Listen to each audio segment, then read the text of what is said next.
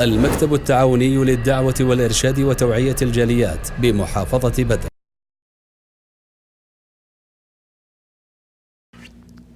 بسم الله الرحمن الرحيم الحمد لله رب العالمين وصلى الله وسلم على نبينا محمد وعلى آله وصحبه أجمعين। সুপ্রিয় দর্শক ও শ্রোতা বন্ধুগণ, আজকে আমি বলবো একটি ঋণের কথা।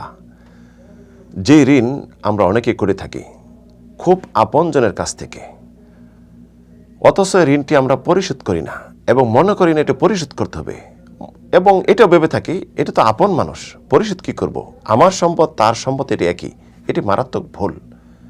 ঋণের ব্যাপারে কোরআন এবং হাদিসে অনেক কড়াকড়ি আসছে। রাসূল সাল্লাল্লাহু আলাইহি সাল্লাম যদি কোনো ঋণগ্রস্ত ব্যক্তির জানাজায় উপস্থিত হইতেন তখন তার জানাজা পড়তেন না। এমনকি রাসূলুল্লাহ ইরশাদ করেছেন, যদি ঋণগ্রস্ত হয়ে মারা যায়, মৃত্যুবরণ করে, তার আমলনামা লটকে থাকে, ফায়সালা হয় না যে পর্যন্ত ঋণ পরিশোধ না হবে। কারণ এটি মানুষের হক, সৃষ্টিজীবের হক আদায় না করলে স্রষ্টা এটি ক্ষমা করেন না।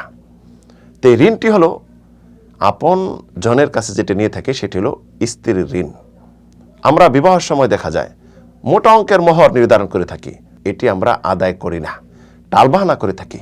পরবর্তী দেখা যায় আমরা যদি স্ত্রীকে হাদিয়া স্বরূপ স্বর্ণ অলংকার গহনা কোনো সম্পত্তি দিয়ে থাকি, যদি কোনো কিছু সাংসারিক প্রয়োজন হলো, বাসাবাড়ি করা অথবা জমি ক্রয় করা অথবা অভাবগ্রস্ত হয়ে গেলে আমরা করি কি, স্ত্রীর কাছে এটা ফেরত নিয়ে নিই।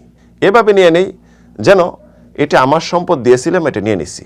মহারানার বিষয়ে আল্লাহ রাব্বুল আলামিন ইরশাদ করেছেন, ওয়া আতুন নিসাআ সাদুকাতিহিন্না নিহলা, যে তোমরা তোমাদের নারীদেরকে মহারানা দাও।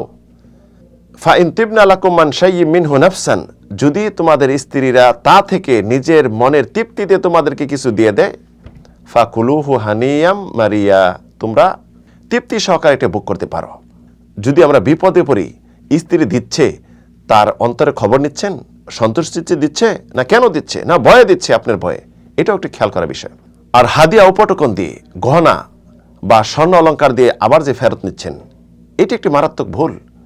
আব্দুল্লাহ ইবনে আব্বাসের হাদিস, রাসূলুল্লাহ ইরশাদ করেছেন, আল আইদু ফি হিবাতিহি কাল আইদু ফি কাইহি, অর্থাৎ দান করে আবার এদিকে ফিরে যাওয়া মানে কি, ভূমি করে আবার ভূমির দিকে ফিরে যাওয়া। আপনি ভূমি করলেন, এটি আবার ফিরে গেলেন মানে ভূমি খাইলেন।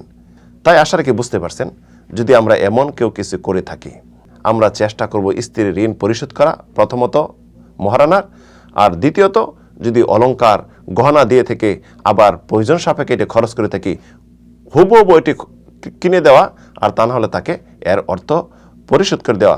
যদি আমরা ঋণ থেকে বাঁচতে চাই তাহলে এটি যেন অবশ্যই করি। আল্লাহ রাব্বুল আলামিন এই কাজটি করার তৌফিক দিন। আমিন, আল্লাহুম্মা আমিন।